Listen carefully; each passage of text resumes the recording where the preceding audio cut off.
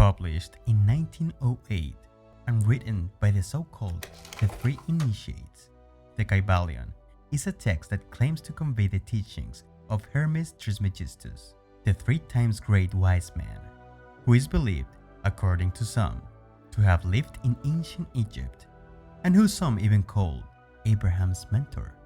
One will think that in these times where the left hemisphere is believed to dominate the course of the world, where science has the last word, this kind of ancient esoteric teachings would be obsolete, mere intriguing and interesting relics of a primitive past, but they are actually not. It is now, more than ever, that the Kybalion has attracted attention from many minds from different backgrounds. And this is not because the Kybalion has fantastic publicists behind it. No, in the present, the Kybalion has resurfaced because the principles it presents will echo many of today's scientifically backed ideas of the world, of reality. In other words, many of the laws or concepts of reality that scientists have discovered were already present in these millenary teachings. There are 7 Hermetic principles according to the Kybalion, 7 principles that describe the universe we live in, and that according to Hermes, once we actually understand them, we'll be able to transmute our mind, which will allow us to contemplate the world from a total different plane, which will take us closer to the truth.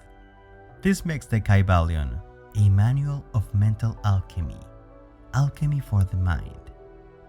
The 7 principles are the following.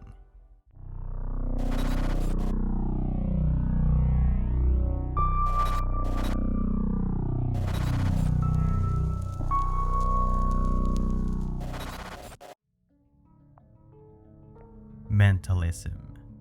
Everything is mind. Thus the universe is mind. In other words, reality, space, time is a product of our perspective, or of our conscious. Without a doubt, for many this principle echoes with the quantum physics, which says, according to what many say, to understand of quantum physics, that the observer affects the reality. In other words, that conscious is what allows things to happen in this reality, where infinite possibilities are waiting to happen. Conscious allows a single one of those possibilities to actually happen. Correspondence.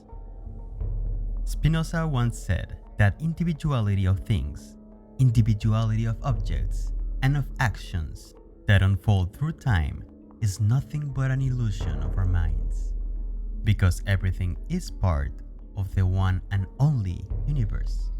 We are not detached from it.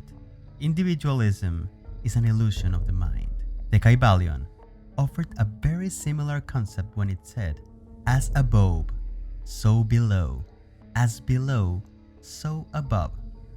Study a part of the universe, and by analyzing this fraction, you may understand the totality of it.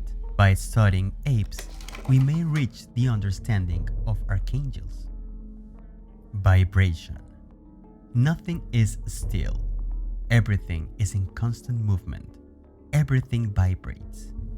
Without a doubt, another principle that echoes with what we know thanks to science about reality in the subatomical level, everything moves. And depending on the level of vibration, it determines the different states of matter.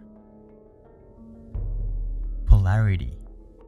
The Kybalion says everything is dual. Everything has 2 poles. Everything has an opposite. Opposites are identical in nature. All paradoxes can reconcile. This might be a very difficult principle to accept, especially when we think of good and evil as being part of the same thing.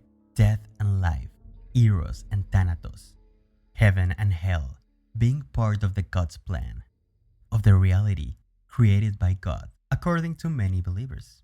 To accept this is hard, but according to the Kybalion, it is the truth. Rhythm. Everything flows. Everything has periods of progress and regression. Everything ascends and descends. Everything moves like a pendulum. Its move to the right is the same to its move to the left. Rhythm is balance. We can witness this principle manifesting all around us in natural and even artificial cycles, man-made cycles, cycles inspired by our surroundings, by the natural world, cycles that govern our civilized lives, our world. Cause and effect. Everything has an effect. Everything has a cause. Everything occurs according to a law. Luck is nothing but a name we give a law that we have not yet discovered. Nothing escapes to a law. Rewind your actions and you'll end up where the first human's actions started. Continue rewinding and you'll end up where the Big Bang occurred. Thus, since everything is part of a whole, all actions come with a reaction, which stimulates an action, which creates a reaction, and forth and so on.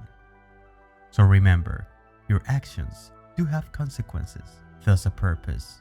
So be responsible and wise. Gender. Gender exists everywhere. Everything has its masculine and feminine aspect. Gender manifests in all planes. This principle applies not only in the physical world, but also in the mental and spiritual dimension. It's thanks to this, the balance between the masculine and feminine, that creation is possible. We have gone through all the 7 principles of the Kybalion, but still bear in mind this was just a simplified explanation of them. Get the complete text and read it. It is worth it. The Kybalion is one of those books that are worth studying, that are worth more than one reading. Let me know what you think about this video. Like and subscribe, and don't hesitate on sharing it. Thanks for watching. Hasta luego.